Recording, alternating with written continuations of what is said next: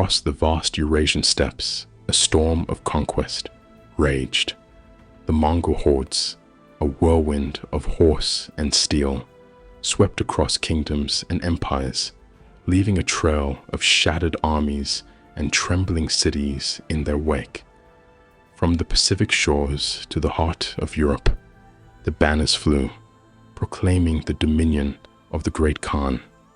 Their military prowess was unmatched, their tactics brutal and efficient, their very name a whisper of terror across the known world.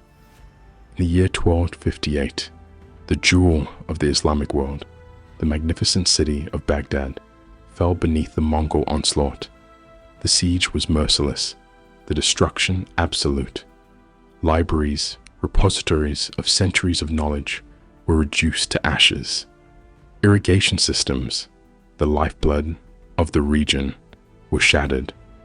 The fall of Baghdad marked not only the end of the Abbasid Caliphate, a dynasty that had ruled for over 5 centuries, but also a devastating blow to the intellectual and cultural heart of the Islamic world. Scholars, artists, and citizens alike fled the burning city, carrying with them the remnants of a shattered world. With Baghdad in ruins, the Mongol gaze turned south towards Egypt, the strategic gateway to Africa and the last bastion of Islamic power. Fear, like a chilling wind, swept across the lands of the faithful. The shadow of the Mongol horde loomed large, threatening to extinguish the light of Islamic civilization. Rulers huddled in anxious deliberation. Citizens trembled in anticipation of the coming storm. The fate of the Islamic world hung precariously in the balance. Drawn from the diverse lands of the East, primarily of Turkic and Circassian origin, young boys were purchased, transformed from slaves into warriors. They were the Mamluks, the owned or possessed soldiers of Egypt, forged in the crucible of rigorous military training. Their lives were consumed by relentless drills, mastering the arts of swordsmanship, horsemanship, and archery. Within the rigid hierarchy of the Mamluk system, they rose through the ranks, their loyalty and prowess determining their destiny. These were the men who would stand against the Mongol tide. From the ranks of slave soldiers, a new power emerged in Egypt.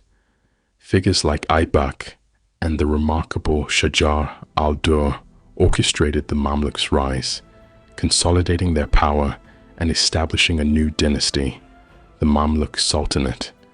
Their military strength, honed through years of disciplined training, became the backbone of Egypt's defense, a shield against external threats, and the foundation of a new era in Egyptian history. As the Mongol storm swept across the Islamic world, one power stood defiant.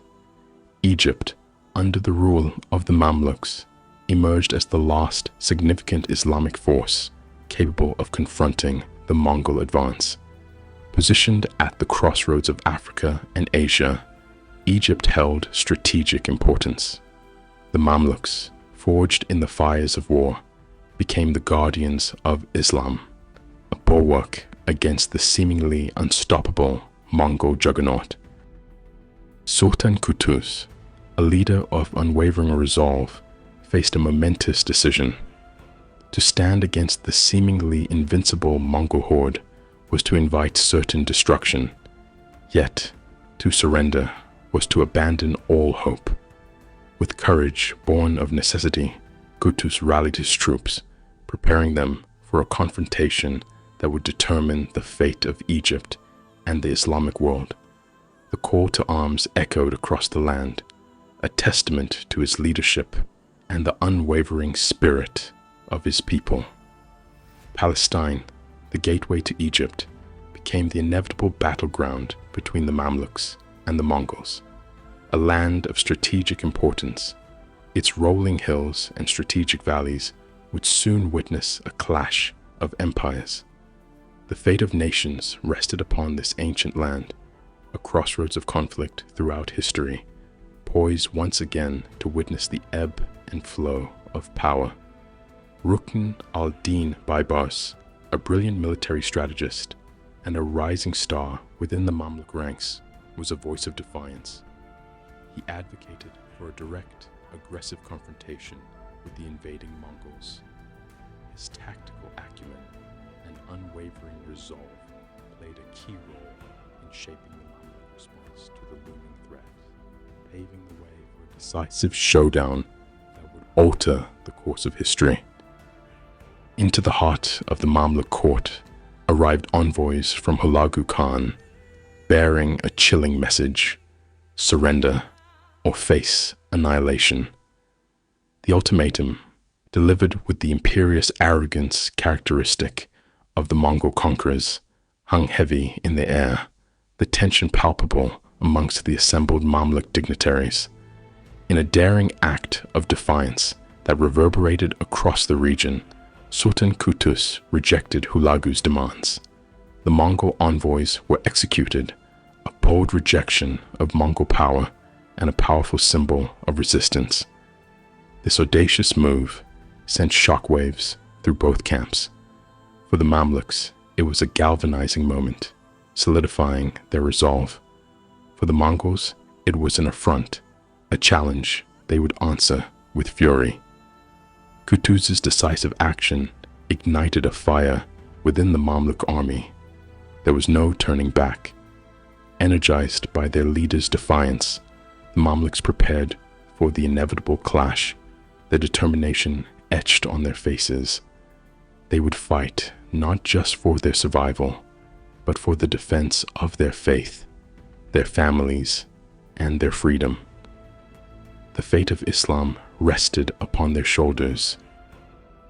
In the Far East, within the ancient empire of China, alchemists stumbled upon a volatile discovery, a mixture they called the fire drug, known to us as gunpowder, a blend of sulfur, charcoal, and potassium nitrate. Its explosive properties were initially harnessed for festivities, illuminating the night sky with dazzling displays of fireworks. Yet, the true potential of this revolutionary substance lay dormant, awaiting its moment to ignite the fires of a global transformation in warfare. Like a whisper carried on the wind, knowledge of the fire drug slowly traveled westward along the bustling Silk Road. Caravans laden with precious goods also carried invaluable secrets. Merchants and scholars, emissaries of culture and technology, exchanged ideas that would shape the destiny of nations. Among these secrets, hidden within scrolls and whispered conversations, was the formula for gunpowder. From China to the Islamic world, the seeds of a fiery revolution were sown, destined to transform the very nature of conflict. The Mamluks, ever vigilant in their pursuit of military advantage, embraced the nascent technology of gunpowder. Experimentation led to innovation, culminating in the creation of handheld cannons, the midfar. These rudimentary yet powerful weapons, though cumbersome and unreliable in their early iterations, hinted at a future where gunpowder would reign supreme on the battlefield. The Mamluks' willingness to embrace new technologies would soon prove decisive. The terrain of Ain Jalut, with its rolling hills and hidden valleys, offered the perfect setting for Baibar's cunning plan. Concealed amongst the folds of the land, the Mamluk forces lay in wait, a coiled spring ready to unleash its destructive power upon the unsuspecting Mongol vanguard. The stage was set for a confrontation that would echo through history. The Mongol cavalry, renowned for their speed and ferocity, thundered across the battlefield. Their charge, a wave of horseflesh and steel, crashed against the Mamluk lines. The clash of empires, a maelstrom of steel and fury, engulfed the valley. the air filled with the cries of men and the thunder of hooves, the confusion of battle obscuring the lines between victor and vanquished. Amidst the chaos, a new sound emerged, a deafening roar that shattered the air, the roar of hand cannons. The midfa, wielded by the Mamluks, unleashed fire and fury upon the Mongol ranks. The smoke billowed, the earth trembled, and the psychological impact on the Mongols, unfamiliar with such weaponry, was devastating. The battleground transformed into a scene of fiery destruction, a testament to the dawning of a new era in warfare. Under the onslaught of Mamluk fury and the terrifying roar of the hand cannons, the Mongol lines buckled. The seemingly invincible horde faltered, broke, and retreated in disarray. The Mamluk cavalry, seizing the moment, pursued the fleeing enemy, cutting them down with merciless efficiency. The victory at Ain Jalut was decisive, a resounding triumph against a foe that had seemed unstoppable. The echoes of Ain Jalut resonated throughout the world. For the Mongols, it was an unprecedented defeat, their first major setback in open combat. The seemingly unstoppable juggernaut had faltered, and the myth of Mongol invincibility lay shattered on the fields of Palestine. This unexpected reversal of fortune would have profound consequences for the future of the Mongol Empire. The seeds of Mongol decline had been sown even before the clash at Ain Jalut. The death of Munkir Khan had ignited a power struggle within the vast empire, fracturing the unity that had been the source of its strength. Rivalries between Hulagu and other Mongol leaders diverted resources and attention, weakening the forces deployed in the Middle East and contributing to their defeat. The vastness of the Mongol Empire, once its greatest strength, became a source of vulnerability. Their supply lines, stretched thin across continents, were susceptible to disruption. The immense distances their armies had to traverse presented formidable logistical challenges, hindering their ability to maintain supplies and reinforcements, ultimately contributing to their downfall at Ain Jalut. The Mongol ranks at Ain Jalut were not solely composed of the fearsome warriors of the steppes. Armenian and Georgian auxiliaries, whose loyalty and commitment were questionable, bolstered their numbers. The reliability of these forces remained a lingering question, potentially playing a role in the unraveling of the Mongol offensive. In the aftermath of their stunning victory at Ain Jalut, the Mamluks moved swiftly to consolidate their control over the region. Under the astute leadership of Baibars, they established administrative control, rebuilt war-torn cities, and strengthened their military presence. A new era of Mamluk dominance had begun, and Baibars, the hero of Ain Jalut, would soon rise to become the undisputed Sultan of Egypt. From the ashes of a near defeat rose a new regional power, the Mamluk Sultanate, its authority secured through military might and shrewd diplomacy, extended its reach across the Middle East. They emerged as a major force in regional politics and trade, wielding considerable influence and ushering in an era of relative stability after decades of Mongol expansion. Ain Jalut not only marked a turning point in the struggle against the Mongols, but also signaled a revolution in military technology. The effectiveness of gunpowder weapons on the battlefield could no longer be ignored. The Mamluks, and indeed other powers across the region, recognized the transformative potential of this explosive innovation. The age of gunpowder had arrived, forever changing the face of warfare. The victory at Ain Jalut was more than a military triumph. It was a pivotal moment in the preservation of Islamic civilization. Had the Mongols conquered Egypt, the consequences would have been catastrophic.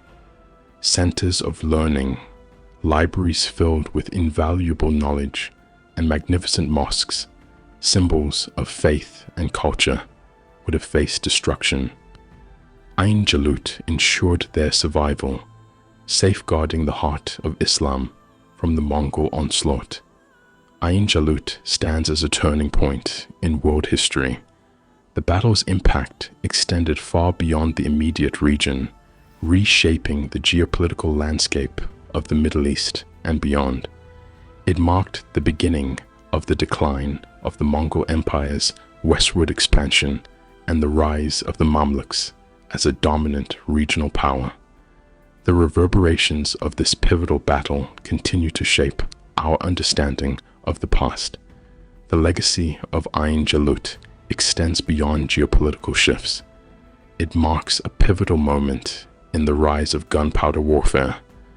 The battle foreshadowed a future dominated by the roar of cannons and the explosive power of firearms. The world had irrevocably changed, from the fire drug of ancient China to the battlefields of the Middle East. The journey of gunpowder had reached a critical juncture, its explosive potential forever altering the course of human conflict.